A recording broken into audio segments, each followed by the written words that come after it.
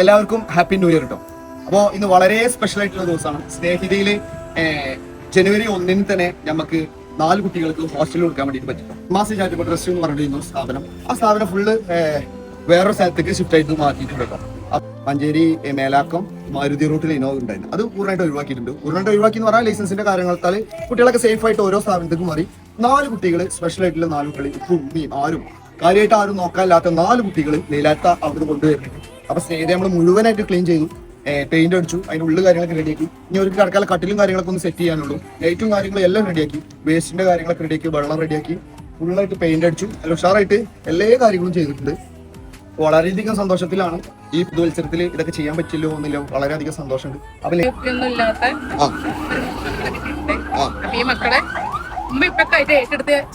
നോക്കാണ് ഇനി അതായത് ഇവിടെ ഹോസ്റ്റൽ സൗകര്യം തുടങ്ങുകയാണെന്നുള്ളതാണ്.